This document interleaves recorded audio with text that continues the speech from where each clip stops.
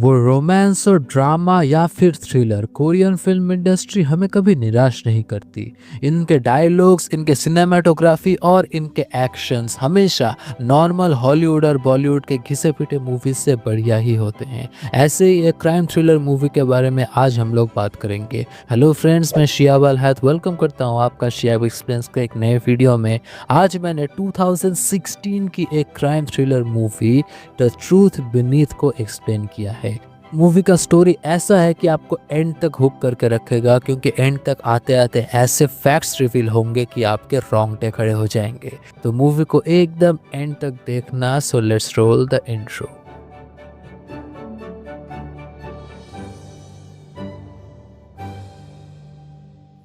तो मूवी के स्टार्टिंग में हमें एक ब्यूटीफुल औरत को दिखाया जाता है जिसका नाम होता है होंग। होंग गुमसुम वहाँ पे खड़ी है, बट वो गुमसुम क्यों है? एक्चुअली ये एक बहुत बड़े पॉलिटिशियन की बीवी होती है जिसका नाम होता है किम जोंग, और उसकी एक प्यारी बेटी भी होती है जिसका नाम होता है मिन। बट आजकल इलेक्शन के काम के लिए किम जोंग इतना ज़्यादा बिजी है कि वो उसके पत्नी यानी होंग को ज़्यादा समय नहीं दे पाता, तो इसीलिए शायद वो गुमसुम खड़ी है। अब हम देखते हैं कि किम जोंग के घर में कुछ मेहमान आए हैं। एक्चुअली वो इलेक्शन की तैयारी कर रहा है ताकि इलेक्शन में उसकी पार्टी और भी ज़्यादा स्ट्रांग हो जाए।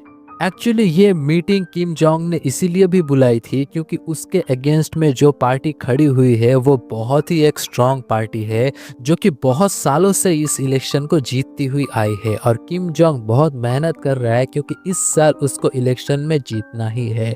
यहाँ पे हम होंग को भी देखते हैं जो कि जोरों शोरों से अपने पति के कैंपेन में उसकी मदद कर रही है। वो नहीं चाहती कि किम जोंग हार जाए, इसीलिए वो बहुत ही मेहनत कर रही है ताकि किम जोंग ये इलेक्शन जीत ही जाए। नेक्स्ट सीन में हम देखते हैं कि होंग किचन में है, तभी यहाँ पे मिन आ जाती है। मिन इसकी बेटी होती है जो आके बोलती है कि मॉम, मुझे घर में बहुत ही ज्यादा पढ़ाई में प्रॉब्लम हो रही है, हर वक्त गेस्ट आ रहे हैं, ब्ला ब्ला ब्ला, मैं यहाँ पे नहीं पढ़ सकती, तो मैं अपने दोस्त के घर जाके पढ़ूंगी। होंग बोलती है कि ठीक है तुम जाओ, बट अपने फ्रेंड का नंबर फ्रिज में लिख देना ताकि मैं जब भी ज़रूरत पड़े तो मैं तुम लोगों को कॉल कर सकूं।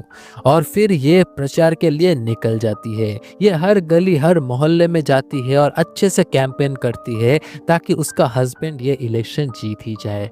अगले सीन में हमें मिन को दिखाया जाता है जो कि झूला झूल रही है, तभी उसके फोन में एक मैसेज आता है और वो मैसेज पढ़ के ही वहां से उठ के चली जाती है। शाम में जब होंग कैंपेन से वापस आती है तो आके देखती है कि मिन अभी तक वापस नहीं आए है। वो चौंक जाती है क्योंकि मिन कभी घर आने में लेट नहीं करती।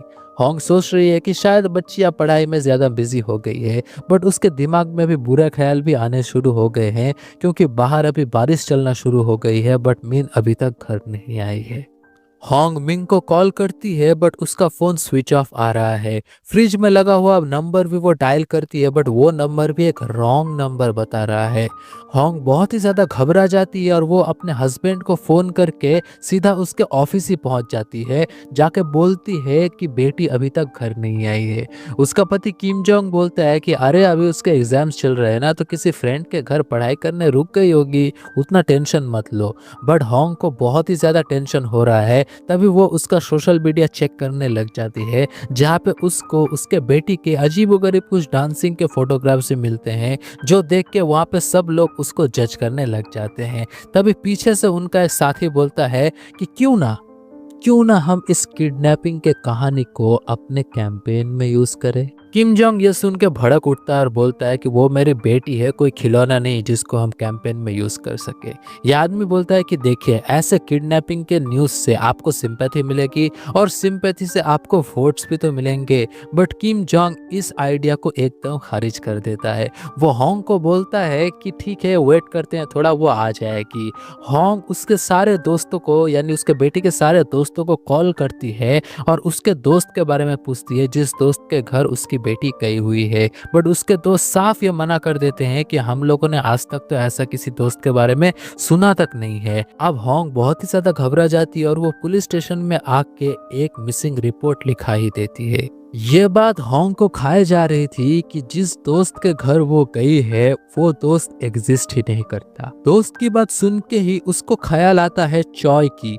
चॉय मीन की बेस्ट फ्रेंड होती है और वो अगले दिन चॉय से मिलने के लिए जाती है। जाके पूछती है कि क्या मिन तुमसे मिलने के लिए आई थी। चॉय बोलती है कि हाँ वो मुझसे मिलने के लिए आई तो थी, बट फिर वो एक व्हाइट कलर की कार में बैठ के वहां से निकल गई। अब चॉय के हाथ में एक महंगी घड़ी देख लेती है होंग, और वो घड़ी देख के सोचती है कि ये घड़ी इस लड़की के हाथ में कैसे आई, क्योंकि ये तो बहुत ही एक महंगी घड़ी है और ऐसा ये घड़ी तो मिन के पास है। एक्चुअली चॉय के जो फादर है वो कूड़ा उठाने का काम करते हैं और वो लोग बहुत ही गरीब होते हैं, इसलिए वो उसका कलाई पकड़ के बोलती है कि ये घड़ी तुमको कहाँ से मिली, ये तो मिन की घड़ी है। वो बोलती है नहीं नहीं ये मेरी घड़ी है, ये मेरे पापा ने मुझे गिफ्ट की थी। वो उसको वहीं पे गिरा देती है और वो सोचती भी है कि उसके बेटी के किडनैप होने के पीछे हो ना हो चॉय का ही हाथ है, बट उसके पास कोई एविडेंस ना होने के लिए वो उसको छोड़ देती है। वहां से आते ही होंग सीधा अपने हस्बैंड के पास चली जाती है और जाके बोलती है कि तुम कुछ करोगे भी, हमारी बेटी गायब है।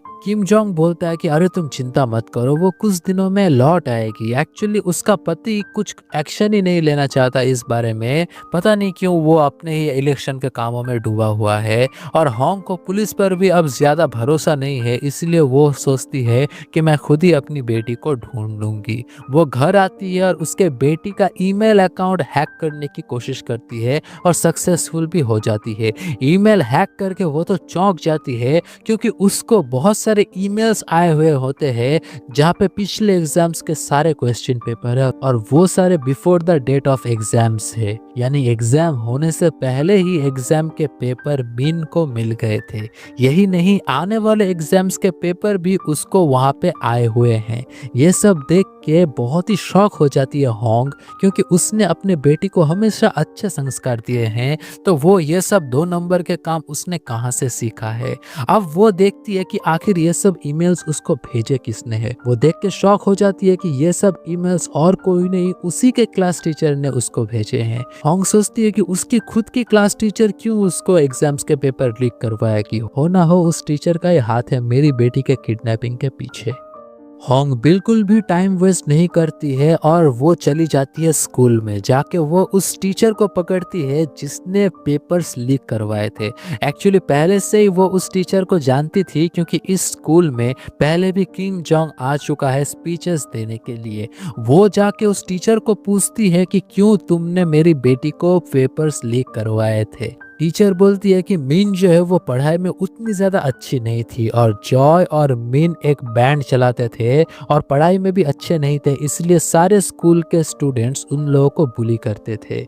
मैं उन दोनों को बहुत ही प्यार करती थी, इसलिए मैंने उन लोगों को पेपर्स भेजे ताकि वो पढ़ाई करके पास कर सके।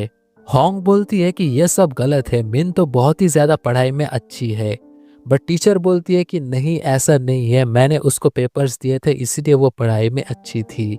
और हाँ प्लीज़ आप ये बात प्रिंसिपल को मत बोलिएगा, क्योंकि मैं बहुत ही गरीब हूँ और मेरी पूरी फैमिली मेरी ही नौकरी के ऊपर डिपेंडेंट है, इसलिए प्लीज़ आप किसी को कुछ मत बोलिए इन सब के बारे में। होंग और भी ज़्यादा शॉक्ड हो जाती है, बट वो एनी हाउ अपने घर वापस आ जाती है। होंग इधर उधर भटकती है और उसकी बेटी को ढूंढने की कोशिश करती है, बट कहीं पे उसको कुछ नहीं मिलता। रात को उसको अजीब अजीब सपने आते हैं और सुबह उठ के वो मिन को और भी ज़्यादा मिस करने लगती है, बट फिर भी मिन की कोई भी खबर नहीं मिलती अनटिल इवनिंग। इवनिंग को उसको अचानक से एक कॉल आता है और उसको पता चलता है कि मिन की डेड बॉडी उन लोगों को जंगल में मिली थी और डेड बॉडी इतनी सड़ चुकी है और इतनी खराब हो चुकी है कि कोई उसको पहचान भी नहीं पा रहा है। वहां पे किम जोंग भी जाता है, बट वो अपने बेटी के डेड बॉडी को देख भी नहीं पाता है, वो इतनी सड़ चुकी है। होंग एकदम टूट ही जाती है मिन के मौत की वजह से और वो भी चाहती है कि अब मैं भी इस दुनिया को टाटा गुड बाय करके मर ही जाऊं। बट अगले ही पल वो ये सोचती है कि कौन हो सकता है जिसने मेरी बेटी को इतनी बेरहमी के साथ मारा होगा। वो सोचती है कि मैं उसके खूनी को सलाखों के पीछे डाल के ही सांस लूंगी। अगले दिन वो चॉय का नार्को टेस्ट करवाती है। नार्को टेस्ट में ये तो पता चली जाता है कि शायद उसने खून नहीं किया है, बट खूनी को शायद वो जानती होगी। तभी वहां पे चॉय के फादर आ जाते हैं और यहाँ पे एक और खुलासा होता है कि चॉय के फादर किम जोंग के गाड़ी के ड्राइवर होते हैं। वो पहले कचरा उठाने का काम करते थे बट फिर उसके फादर ने उसको अपना ड्राइवर बनाने के लिए हायर कर लिया है। ये देख के वो और भी ज़्यादा शॉक हो जाती है बट उसके फादर बार बार बोलते हैं कि मेरी बेटी ने कुछ भी नहीं किया, मेरी बेटी ने खून नहीं किया, वो खून नहीं कर सकती है। और पता है तुम लोगों को खून किसने किया? मिन का खून और किसी ने नहीं बल्कि उसके पिता ने किया है, किम जोंग ने किया है। ये सुन के किम जोंग जाके उसको पीटने लगता है और ये बुड्ढा भी पागल हो चुका है। तभी वहाँ पे थोड़ा एक इंटेंस माहौल हो जाता है। नेक्स्ट सीन में हमें पता चलता है कि सच में उसकी बेटी के मौत के लिए किम जोंग को इलेक्शन में बहुत ही फायदा होता है, क्योंकि ये सब न्यूज़ जब लीक हो जाती है तो पब्लिक की सिंपैथी और सिंपैथी के साथ वोट भी किम जोंग को ही मिलने लगता है। अब जो उसके ऑपोजिट पार्टी के जो लोग हैं वो इलेक्शन धीरे धीरे हारने लगते हैं। होंग अभी भी इन्वेस्टिगेशन में लगी हुई है कि कैसे मौत हुई है मिन की। वो देखती है कि जिस रात मिन की मौत हुई है उसी रात हाईवे में एक और आदमी की मौत हुई है। तो वो सीधा चली जाती है हाईवे में इन्वेस्टिगेशन करने के लिए। तभी पीछे से एक आदमी आता है और उसके ऊपर हमला कर देता है बट एक और आदमी आके उसको बचा लेता है। हॉस्पिटल में जब उसकी आंख खुलती है तब उसको पता चलता है कि ऑपोजिट पार्टी के कुछ लोगों ने उसके ऊपर हमला करवाया था क्योंकि वो लोग इलेक्शन हार रहे हैं। एनीवेज नेक्स्ट सीन में हम देखते हैं कि होंग जो है वो मिन के स्कूल आई है फर्दर इन्वेस्टिगेशन करने और वो उसके क्लासमेट से कुछ पूछती है। उसकी एक क्लासमेट बोलती है कि चोई जो है वो कभी मिन को मार नहीं सकती क्योंकि वो दोनों बेस्ट फ्रेंड्स थे, हमेशा साथ ही रहते थे। वो दोनों तो हमारे स्कूल के म्यूजिकल बैंड का भी हिस्सा थी और हम सब लोग उसके बैंड के फैन भी थे। होंग उठ के उस रूम में आ जाती है जहाँ पे मिन और चोई अपने बैंड की प्रैक्टिसेस करती थी। उसको कमरों के चारों तरफ सिर्फ मिन और मिन ही नजर आती है। ये सब देख के एक माँ का मन बहुत ही ज्यादा तड़पने लगता है और वो वहाँ पे तोड़फोड़ करने लग जाती है, सारे इंस्ट्रूमेंट्स तोड़ने लग जाती है। तभी उसको एक ड्रम के नीचे से मिलता है एक पैसों से भरा हुआ बैग, मतलब मिस्ट्रीज के ऊपर मिस्ट्रीज। वो देखती है कि वो स्कूल के बच्चे हैं, उनके पास इतना सारा पैसा कहाँ से आया। वो उस पैसों के बैग को लेके बाहर आती है और चारों तरफ खोजबीन करने के बाद उसको एक अबंडेंट कार भी मिलता है जो कि पूरी तरीके से जल चुका होता है। अब उसको यह शक होता है कि हो ना हो चोई ने ही मिन का खून करवाया है या फिर वो उस खून के पीछे कुछ ना कुछ तो जानती है। वो सीधा चोई के घर चली जाती है और जाके उसको पूछती है कि तुमने ही मारा है ना मेरी बेटी को। वो सीधा मना कर देती है। तब वो सारा पैसों का बैग उसके सामने रख के बोलती है कि इसको एक्सप्लेन करके बोलोगे कि तुम्हारे पास इतना ज्यादा पैसा कहाँ से आया। होंग चॉय के ऊपर बहुत ही ज्यादा प्रेशर क्रिएट करती है और आखिरकार चॉय बोल ही देती है कि मैंने मिन को नहीं मारा है, उसको मारा है क्लास टीचर ने। होंग बोलती है किसने? चॉय बोलती है कि हाँ, हमारे क्लास टीचर ने, उसी ने मारा होगा मिन को। एक्चुअली मिन को हमारे क्लास टीचर और उसके प्रेमी के बीच एक अफेयर के बारे में पता चल गया था। उसने उसकी रिकॉर्डिंग भी कर ली थी और वो हमेशा उसको वो भेजती थी और उसके बदले में क्वेश्चन पेपर्स और पैसे भी मांगती थी। और वो पैसे मिन खुद अपने लिए नहीं मांगती थी, मेरे लिए मांगती थी क्योंकि मैं बहुत ही गरीब हूँ और मेरे पास पैसे भी नहीं थे स्कूल की फीस देने के लिए। कई महीनों से मैंने स्कूल की फीस नहीं दी, इसीलिए मिन हमेशा क्लास टीचर को ब्लैकमेल करती थी कि अगर तुमने हमें क्वेश्चन पेपर्स और ढेर सारे पैसे नहीं दिए तो हम ये रिकॉर्डिंग वायरल कर देंगे। इसलिए वो उसको पैसे और क्वेश्चन पेपर्स देती थी। और मुझे लगता है कि उसी क्लास टीचर ने और उसके प्रेमी ने, उन दोनों ने मिलके ही मिन को मार दिया है। जिस रात मिन की मौत हुई थी उस रात मैं और मिन एक साथ बाहर बारिश में खेल रहे थे। तभी एक तेज तर्रार एक गाड़ी आई और मिन को वहीं पे कुचल दिया। यह देख के मैं वहां पे छुप गई। वहां से एक आदमी आया और मिन की लाश की फोटो लेने लगा। मैं समझ गई कि यह आदमी उसको मारने के लिए आया था, इसलिए मैं चुपचाप उस गाड़ी में बैठ गई और फिर मैंने गाड़ी चढ़ा दिया उस आदमी के ऊपर जिसने मेरे बेस्ट फ्रेंड को मार दिया। मैंने उसको मार दिया और मैं इसके लिए बिल्कुल भी अपने आप को रिग्रेट नहीं फील करवाना चाहती क्योंकि मैंने जो किया एकदम सही किया। ये देख के वो उसको मिन का फोन और एक लेटर भी देती है और बोलती है कि मैंने आपको अभी जो भी कहा वो एकदम सच है। होंग मिन का फोन चेक करती है और कुछ देख के वहां से उठ के चली जाती है। सीन शिफ्ट होके हम देखते हैं कि इलेक्शन का रिजल्ट आ चुका है और किम जोंग बहुत ही अच्छी तरीके से इलेक्शन जीत चुका है, क्योंकि उसकी बेटी के मौत के कैंपेन की वजह से उसको मेजॉरिटी ऑफ द वोट्स मिले।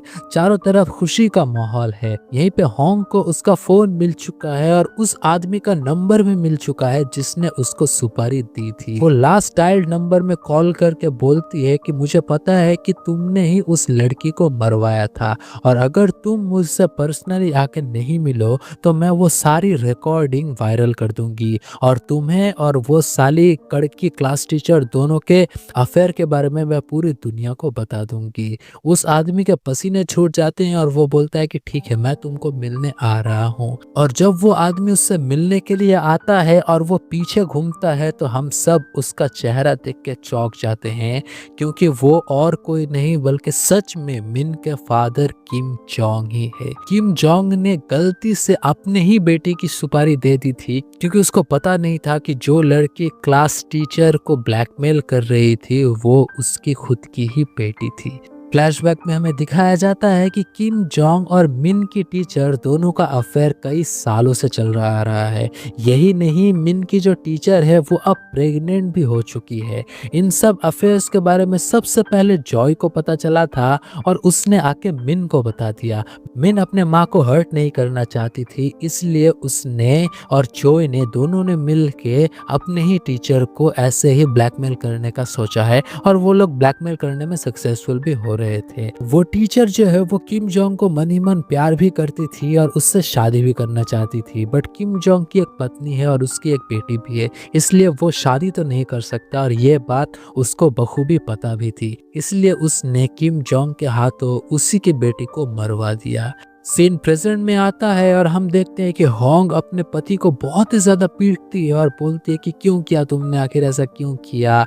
किम जोंग जो है वो बहुत ही बड़े बड़े लेक्चर्स दे रहा था, बट आज वो एकदम चुप है, क्योंकि सच में अनजाने में उसने इतना बड़ा पाप कर दिया है कि कोई सोच भी नहीं सकता। होंग उठती है और वो वीडियो पूरी तरीके से वायरल कर देती है और अपने पति का पूरा पर्दाफाश कर देती है पूरे दुनिया के सामने, और फिर सब कुछ छोड़ छाड़ के वो जंगल में जाके बैठती है। तभी उसको हेलुसिनेशन होता है और वो देखती है कि मिन जो है वो भाग के अपने माँ के पास आती है और वो दोनों गले मिलते हैं, बट वो उसका हेलुसिनेशन यानी उसका बहम ही होता है, क्योंकि असल में मिन जो है वो मर गई है। और इसी सीन के साथ ये मूवी यहीं पे ख़त्म हो जाती है। मुझे पर्सनली इस मूवी की मिस्ट्री और इसकी कहानी बहुत ही पसंद आई। आपको कैसा लगा मुझे कमेंट्स में ज़रूर बताइएगा, और नेक्स्ट कौन से मूवी के ऊपर आपको एक्सप्लेनेशन वीडियो चाहिए ये भी मुझे बताइएगा। अब चैनल को लाइक शेयर और सब्सक्राइब कर दो। मैं मिलता हूँ आपको नेक्स्ट वीडियो में। Bye bye.